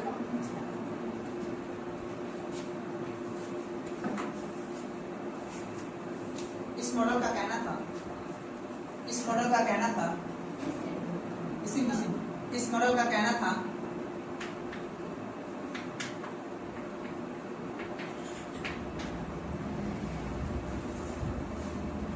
पूंजीगत वस्तु का उत्पादन करना, पूंजीगत वस्तु का उत्पादन करना। मतलब समझिए यहाँ पे आपसे पूछेगा एग्जाम में हेराल्ड का क्या कहना था? हेराल्ड का कृषि क्षेत्र में क्या करना है? आत्मनिर्भर बनिए, तभी आपको जो लक्ष्य रखे वो आप खाद्यान्न को आत्मनिर्भर बनाना है। मतलब भोजन में हम क्या लेंगे? आत्मनिर्भर, दूसरे निर्भर नहीं लेंगे। वो पहला प्रश्न। दूसरा का था महालोबिस का कहना था कि बाबू वैसा वस्तु का उत्पादन करो जो कौन सा वस्तु हो? पूंजीगत। अब बताओ पूंजीगत वस्तु कैसे कौन सा होता है? जिसका हमने उत्पादन किया उससे फिर हमको क्या कमाना है? पैसा कमाना। जैसे आप बताओ कितना आदमी ऐसा हो जो अपना मोबाइल को पूंजीगत वस्तु के रूप में उपयोग करते हो? आपसे कंपनी जो आपको मोबाइल दिया है, मान लेते आपने मोबाइल खरीदा कितने का? 24,000 का। तो इसका 1,000 महीना के दाम से कितना महीना यूज करना चाहिए? 24 महीना। तो एक तरह से आपने ऐसा मशीन लिया है जो 1 महीना का आपसे कितना ले रहा है? 1,000 रुपए ले रहा है। रेंट पे दिया ना आपको मशीन यूज करने के लिए, वो आपने तो उसका निर्माण नहीं किया। जिसको निर्माण किया आपको यूज करने के लिए मशीन दिया है कि 24 महीना यूज कीजिए और आपको हमको 24,000 रुपए पहले दे दीजिए। फिर ये मशीन को आप 1 महीना के हिसाब से रिचार्ज कीजिए, उसके बाद 1200 रुपया महीना के हिसाब से आप उसको क्या कीजिए? यूज कीजिए। अर्थात अब आपको अगर इसका उपयोग अगर पूंजीगत में कर रहे हैं तब तो ठीक है। पूंजीगत मतलब इससे पैसा कमा रहे हैं, ठीक है। पैसा कैसे कमाना? या तो पढ़िएगा, तो आपके अंदर कौन सा भावना डेवलप होगा? बौद्धिक चेतना। बौद्धिक मतलब बौद्धिक पूंजी डेवलप होगा। आपको जब ज्ञान होगा, स्किल होगा, नॉलेज होगा तो आपका एक पूंजी ना होगा जी। तो कौन सा पूंजी होगा? याद है बताते ना, बौद्धिक पूंजी। और बौद्धिक पूंजी बात नहीं कर रहे, समझ बात को। तो अब बता महालोबिस का कहना था कि अपने देश में ऐसा वस्तु का निर्माण कीजिए, अब गेहूं चावल बनाने से काम नहीं चलेगा। आप कौन सा वस्तु निर्माण कीजिए? पूंजीगत। तो इसके लिए आपको क्या बनाना होगा? मशीन। क्या बनाना होगा? मशीन। आप गेहूं चावल का निर्माण कीजिएगा लेकिन थ्रेसर नहीं बनेगा तो फिर काम चलेगा? नहीं चलेगा। तो उसके लिए आपको क्या लगाना होगा? लौह इस्पात उद्योग। क्या लगाना होगा? लौह इस्पात उद्योग। इसी महालोबिस के सिद्धांत पे ही उनका कहना था कौन सा वस्तु बनाना है बाबू? पूंजीगत वस्तु। और इसी आधार पे अपने देश में तीन उद्योग का क्या किया गया था? स्थापना। जो मैंने आपको बताया था भिलाई में, राउरकेला में और दुर्गापुर में। इन 3 आधार पे अपने देश में क्या चीज का गठन किया गया था? उद्योग का गठन किया गया था। ठीक है, क्या बात करते हैं? चलिए लिखिए अगला लिखिएगा। इसका उद्देश्य उद्योग का निर्माण करना, उद्योग का निर्माण करना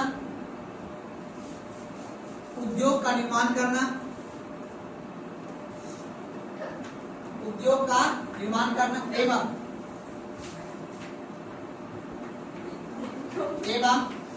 रोजगार का सृजन करना। फिर लगाइएगा कोमा देके। राष्ट्रीय आय का वृद्धि करना,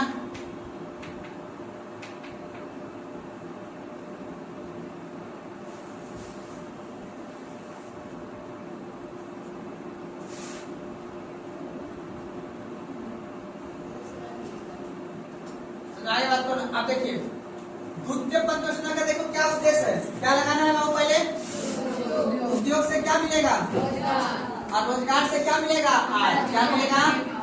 आय मिलेगा। आपको रोजगार मिलेगा तो आपको इनकम मिलेगा, और इनकम मिलेगा तो देश का क्या बढ़ेगा? जीडीपी बढ़ेगा, अर्थात देश का राष्ट्रीय आय बढ़ेगा। देखो सब कुछ कर्म से बस लिखा हुआ रहता है, बस आपको समझना पड़ेगा उसको। ठीक है ना? रटना नहीं है, बस समझ के काम करना है। दूसरे पंचवर्षीय योजना में क्या उद्देश्य रखा गया था? उद्योग लगाना है, और उद्योग से क्या बढ़ाना है? रोजगार का सृजन करना है, और रोजगार के सृजन से फिर किसी का वृद्धि करना है? राष्ट्रीय आय का वृद्धि कर देना है। ये किसका उद्देश्य था? दूसरी पंचवर्षीय योजना का। अब इसको कार्य, अब इस उद्देश्य को पूरा करने के लिए क्या करना होगा? आपको कार्य करना होगा जी। लिख लो कार्य।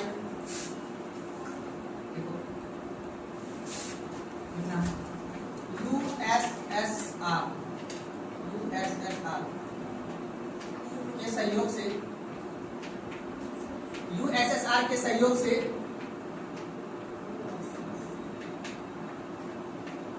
भिलाई में उद्योग का स्थापना, भिलाई में उद्योग की स्थापना,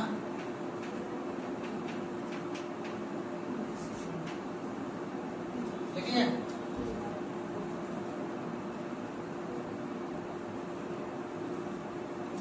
उसके बाद लिखिएगा ब्रिटेन के सहयोग से, ब्रिटेन के सहयोग से दुर्गापुर, दुर्गापुर में उद्योग की स्थापना। उसके बाद लिखिएगा जर्मनी के सहयोग से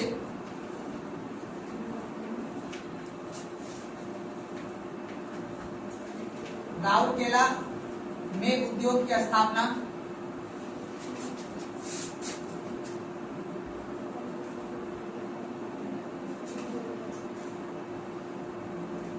क्या बोलते हैं?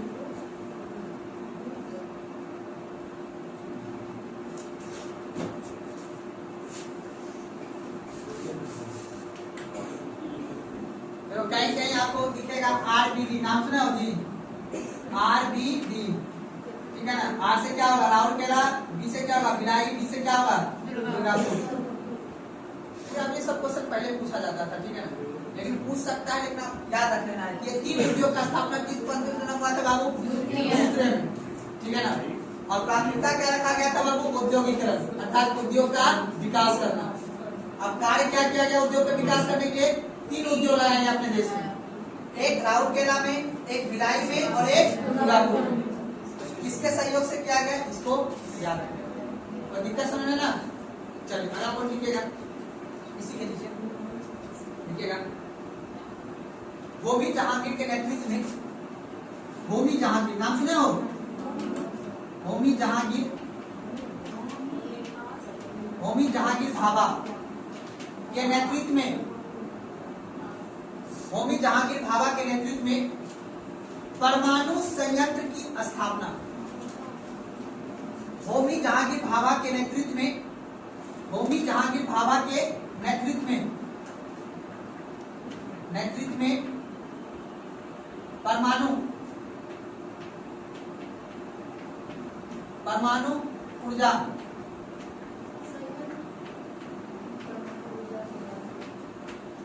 की स्थापना।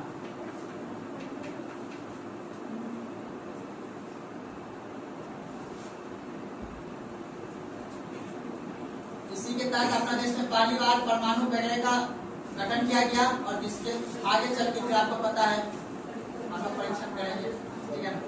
याद रखना होमी जहांगीर भाभा के नेतृत्व में परमाणु ऊर्जा संयंत्र का क्या किया गया? आप बताओ, जो पहली परियोजना से जितने भी IIT निकला उस सबको नौकरी कहाँ मिल गया? आप उसको कहाँ मिल गया?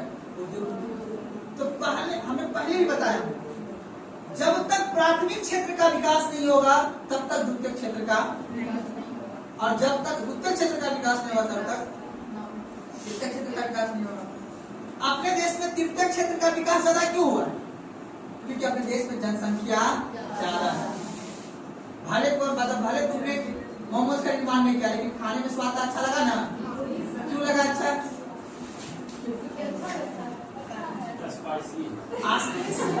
क्योंकि आज से अब बताओ, आज से 10 साल पहले मोमोज था? नहीं था।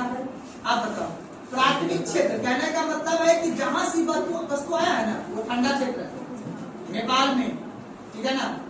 आप अगर एक कॉन्सेप्ट को समझना प्रयास करोगे तो मैं बताऊंगा, अंग्रेज बहुत गुस्सा में था। अंग्रेज क्या था? बहुत गुस्सा में था। तो बोला यार 4 दिन का बासी मांस खा रहे हैं, हमको कोई फायदा नहीं है। क्यों? अंग्रेज पता है कहाँ पे था? शीतोष्ण कटिबंध। कहाँ पे था बाबू? शीतोष्ण कटिबंध में था अंग्रेज, यहाँ पे एकदम पूरा। बोला अरे यार अब इसको हमको रखना है ताजा। क्या रखना है? और खाने माना के स्वाद क्या चाहिए? तो ऐसा जगह चलो जहां से जो मांस जो मिला है मांस उसको स्वादिष्ट बनाए। बोला मांस को स्वादिष्ट कौन बनाएगा? मसाला है ना जी।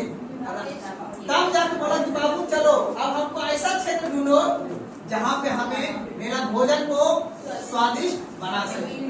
तब उन्होंने आक्रमण कहाँ किया? भारत की एक ऐसी भौगोलिक सीमा थी जहाँ पे लौंग मिले, इलायची मिले, है ना, मसाला मिले, जिससे उसकी भोजन को स्वादिष्ट बना सके। अब इससे हम क्या साबित किया आपको? भौगोलिक सिचुएशन आदमी को ये डिसाइड करवा देता है। अब बताओ, अगर यूरोप में मसाला मिलता तो क्या यूरोप का आदमी पुर्तगाल आता अपनी आक्रमण करने के लिए? उसका आवश्यकता ही नहीं था। उसके बाद वो महसूस किया, महसूस करने के बाद वो वस्तु का खोजा, और वस्तु खोजा तो उसके बाद फिर यहाँ देख लगा अच्छा ऐसी परिस्थिति है, उस परिस्थिति के हिसाब से निर्णय लिया। ये है मेन परिस्थिति। सारा खेल करवाता है भौगोलिक सिचुएशन, चाहे कुछ भी हो जाए, ठीक है ना। आपको नदी में फेंक देंगे, भले आपको तैरना है, दो ही काम हो गया, तो तैरना सीधे जाएगा तो ऊपर चले जाएगा, है ना जी। वही बात है भौगोलिक सिचुएशन है। तो याद रखिएगा, इस पंचवर्षीय योजना के तहत आपको क्या लगाया जाएगा? रोजगार, रोजगार का सृजन, ठीक है ना। तीसरी पंचवर्षीय योजना क्या बोले जी?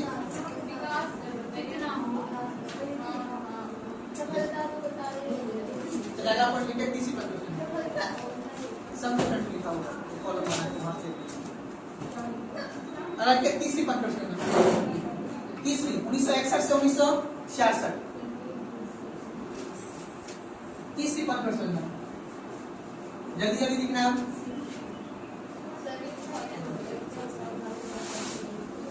तीसरी पंचवर्षीय योजना 1961 से 1966, तीसरी पंचवर्षीय योजना 1961 से 1966। चलिए देख लीजिए इसका उद्देश्य, इसका उद्देश्य या लक्ष्य, इसका उद्देश्य या लक्ष्य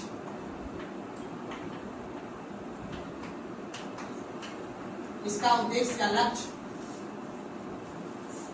आत्मनिर्भरता था। आत्मनिर्भरता,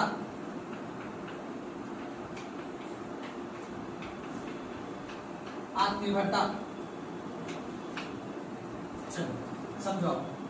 अच्छा, सरकार ने क्यों रखा है तीसरी पंचवर्षीय में आत्मनिर्भरता? द्वितीय क्यों रखा, पहला क्यों रखा? आत्मनिर्भरता का मतलब क्या है? Service sector. क्या है बाबू?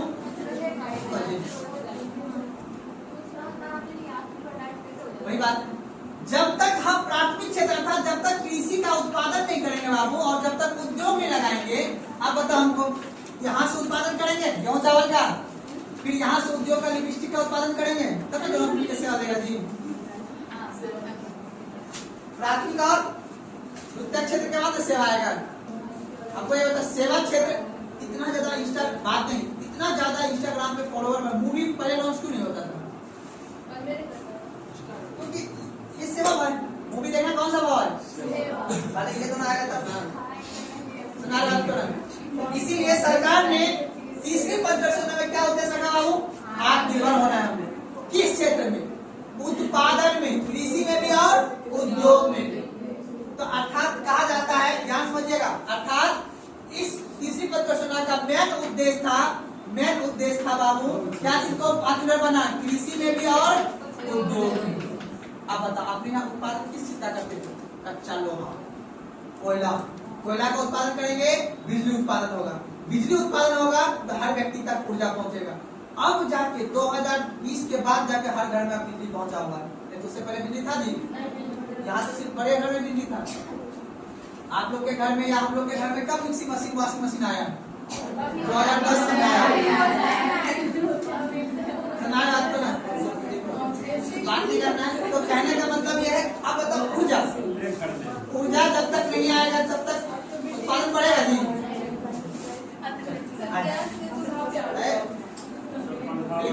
आला पर लिखिएगा, इसका उद्देश्य, इसे लिखिएगा, आत्मनिर्भरता लिखिए ना, इसके नीचे लिखिएगा इसका मुख्य कार्य, इसका मुख्य कार्य, इसका मुख्य कार्य,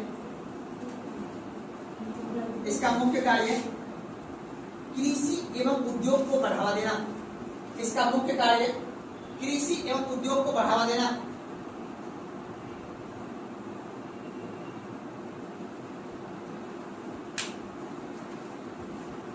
आप बताओ, एक नाम सुने हो आप लोग? हरित क्रांति का नाम? कृषि क्षेत्र का बढ़ावा देना है, उसके लिए अपने देश में क्या लाना होगा? हरित क्रांति। कैसे लाएंगे? कैसे लाएंगे हरित क्रांति? जो प्रथम पंचवर्षीय योजना, ध्यान सुनो, जो प्रथम पंचवर्षीय योजना में हमने बांध बनाया था, 5 साल में बांध बन गया होगा। तो अब जो पंजाब में जो बाढ़ वाले आता था वो 5 नदी, कौन सा नदी था? रावी, चिनाब, ब्यास और सतलज। ये नदी जो पंजाब में बाढ़ आता था, ये बांध बना के हमने इसकी पानी को राजस्थान की तरफ बढ़ा दिया। और उसके बाद फिर यहाँ पे मैंने क्या लाया? विदेश से, मैक्सिको से मैंने गेहूं का ऐसा ग्रिड लाया जो कि यहाँ पे कम क्षेत्र में ज्यादा उत्पादन कर ले। और गेहूं कैसा रहता है? हरा भरा। कैसा रहता है जी? इसीलिए अब कम क्षेत्र में ज्यादा गेहूं का उत्पादन करे, इसलिए हमने क्या लगा दिया? क्रांति। किसके क्रांति? हरित क्रांति। तभी नारा क्या था? जय जवान जय किसान।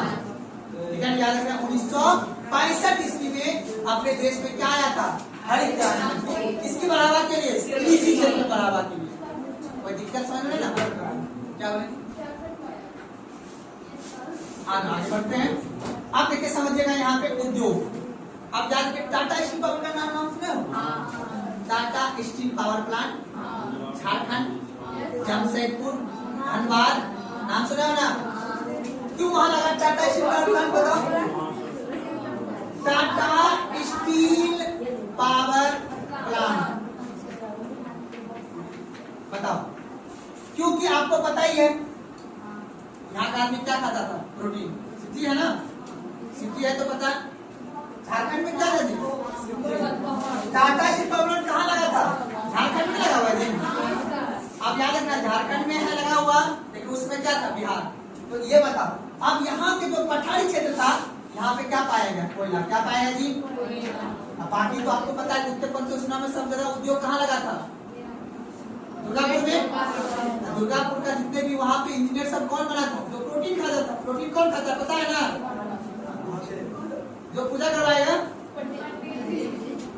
आप बता, टाटा स्टील पावर प्लांट कहाँ लगा बाबू? झारखंड में। क्यों? क्योंकि वहाँ कोयला था।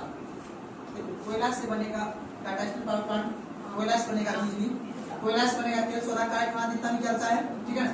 कि हर चीज में तापमान चाहिए। ठीक है ना?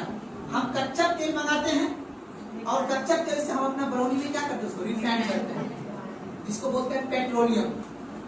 अब पेट्रोलियम से हम 3 चीज बनाते हैं। ठीक है ना? पेट्रोल, डीजल और केरोसिन। ठीक है ना? और इसी के जो अपशिष्ट पदार्थ होते हैं उसी से बनता है गैस। ठीक है ना? एलपीजी गैस वगैरह। आप देखो अपना जो बरौनी देख रहे हो ना, बरौनी में क्या है? कच्चा तेल जो मंगाते हैं ना, वो जो कभी कभी आप ट्रेन देखते हो, जो तेल वाला ट्रेन जाता है, उसमें वही क्रूड ऑयल रहता है, कच्चा तेल काला जैसा रहेगा पूरा। ठीक है ना? जो डाइट ऑयल से निकालता है यहाँ, फिर इसको यहाँ बरौनी डाल सकते हैं, फिर उसका जाकर उसको प्यूरिफाई करके तीनों तेल को निकालते हैं, तापमान बढ़ा के उसका। ठीक है ना? फिर उसके बाद फिर कुछ अपशिष्ट पदार्थ बनता है, उससे गैस बनता है। सुनाने मेरी बात ना?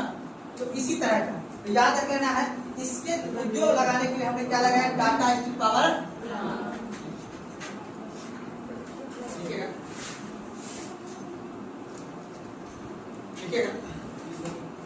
इसके तहत हरित क्रांति, इसके तहत हरित क्रांति एवं बोकारो, इसके तहत हरित क्रांति, Bokaro steel power plant. Bokaro नाम सुने हो ना? Bokaro steel power plant. और एक बनाया गया भारतीय खाद्य निगम। बोकारो स्टील पावर प्लांट एवं भारतीय खाद्य निगम की स्थापना। एफसीआई का नाम सुने हो? एफसीआई का नाम भारतीय खाद्य निगम की स्थापना।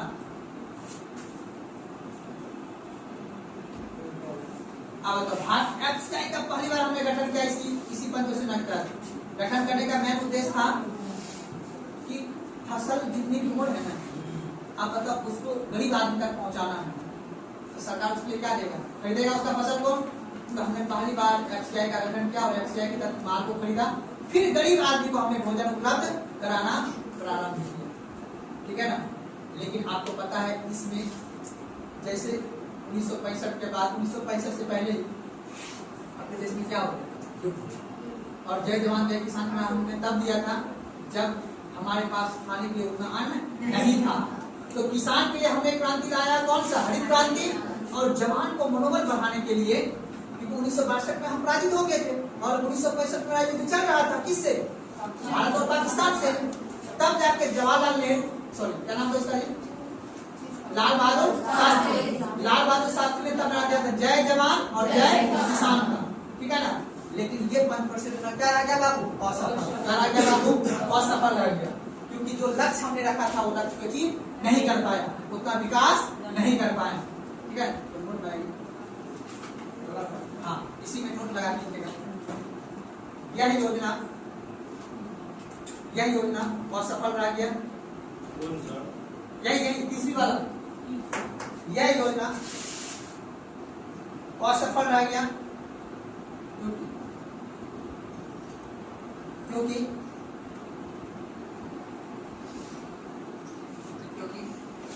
भारत चीन युद्ध 1962, क्योंकि भारत चीन युद्ध 1962, भारत पाक युद्ध 1965। भारत चीन युद्ध 1962, भारत पाक युद्ध 1965।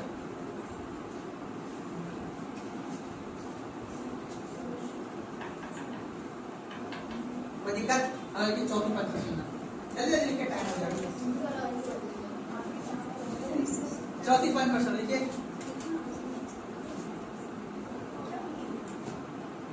आप चौथी पद पर सुन, कब से कब तक है बाबू? 1969 से 1974 तक। लिखिए, डैश देखिए। इसे गाडगिल रणनीति के नाम से जाना जाता है। इसे गाडगिल रणनीति के नाम से जाना जाता है। इसे गाडगिल रणनीति के नाम से जाना जाता है। इसे गाडगिल रणनीति के नाम से जाना जाता है। इसका मुख्य उद्देश्य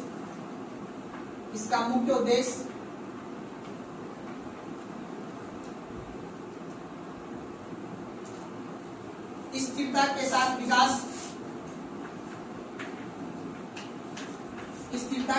विकास एवं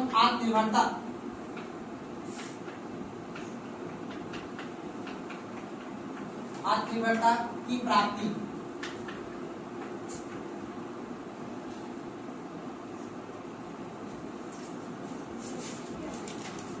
स्थिरता के साथ विकास एवं आत्मनिर्भरता की प्राप्ति। स्थिरता के साथ विकास मतलब जो चल रहा है उसी में हमको क्या करना है? विकास।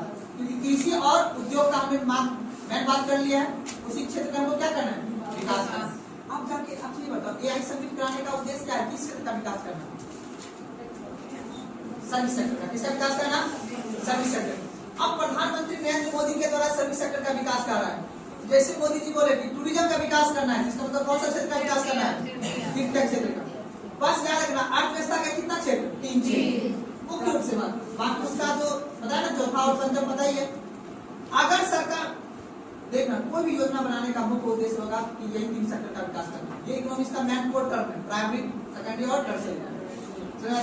आप बताओ, हम लोग मुख्य रूप से ये चाहते हैं जितना ज्यादा स्किल शिक्षक आएगा या स्किल शिक्षा ग्रोथ होगा देश में, उतना ज्यादा सर्विस सेक्टर विकास होगा। और जितना ज्यादा सर्विस सेक्टर विकास होगा उतना ज्यादा क्या आएगा? पैसा आएगा। अपने देश में ज्यादा इंजीनियर बनेगा, ज्यादा डॉक्टर बनेगा तो ना विदेश जाएगा। विदेश जाएगा तो क्या लाएगा अपने देश में? डॉलर। क्या लाएगा? डॉलर आएगा तो अपना आयात बढ़ेगा, निर्यात बढ़ेगा। अपना तुरंत बाजार लाएंगे खरीद के, तेल लाएंगे खरीद के, ऐसे चलता है। हर खेल किसपे? पैसा पे। किसकी जमा हुआ? पैसा। लिखे गया पॉइंट।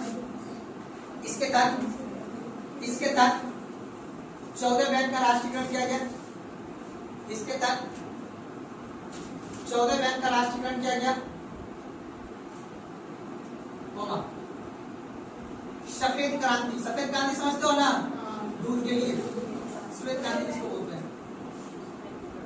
14 बैंक का राष्ट्रीयकरण, सफेद क्रांति, परिवार नियोजन,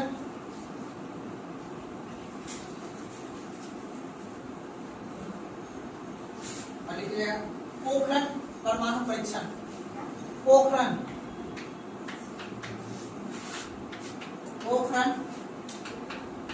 परमाणु परीक्षण,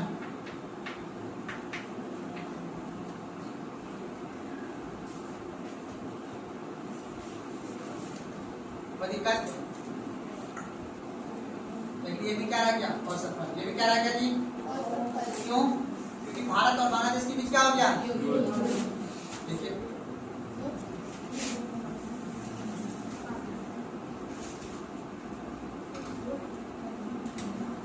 यह योजना असफल हो गया क्योंकि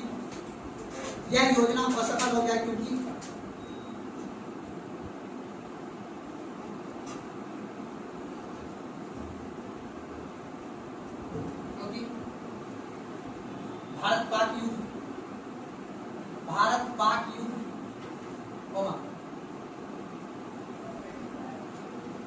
बांग्लादेश के शरणार्थी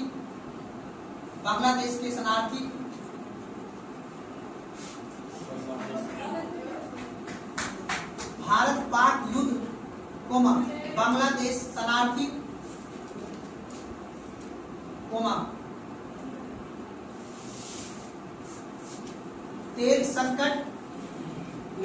तेल संकट एवं मानसून खराब, इन 4 स्थिति के वजह से यह योजना क्या हो पाया, सफल नहीं हो पाया। अगर मानसून साथ नहीं देगा तो भी अपने देश में कृषि उत्पादकता क्या हो जाएगा, कम हो जाएगी। जब कृषि उत्पादकता कम होगा तो हम क्या हो जाएंगे, आत्मनिर्भर नहीं रहेंगे। तो हमें बासमती चावल कहाँ मंगाना होगा, विदेश से मंगाना होगा। तो विदेश से जब बासमती चावल मंगाएंगे तो हमें डॉलर को आयात करना होगा, निर्यात करना होगा, और यहाँ से आएगा तो फिर हम जरूरी सामान मंगा पाएंगे नहीं। तो इसीलिए कभी कभी जो आवश्यक वस्तु है हम सिर्फ वही उसी का आयात करेंगे, अनावश्यक वस्तु का अपने यहाँ क्या करेंगे, उत्पादन कर लेंगे। समझ बात को, अगर नहीं है तो नहीं खाएंगे। सुना आपको ना, चलिए अगला पॉइंट लिखेगा। यह योजना कल्याणकारी के रूप में स्थापित हुआ। यह योजना कल्याणकारी के रूप में स्थापित हुआ।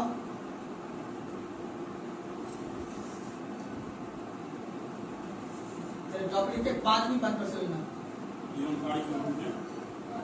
यह योजना कल्याणकारी समझते हो ना, सबका कल्याण हो रहा है। 14 बैंक का जो राष्ट्रीयकरण किया गया ना, कौन सा पद पर चलना, 14 में 4 लगा हुआ है तो चौथी, ठीक है ना।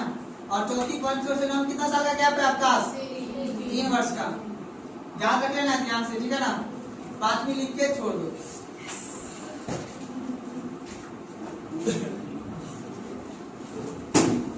प्रशांत जी इसके बाद लिखिए, देखिए पंच सब पढ़ा करो, ठीक है ना। जब तक समझोगे नहीं तब तक काम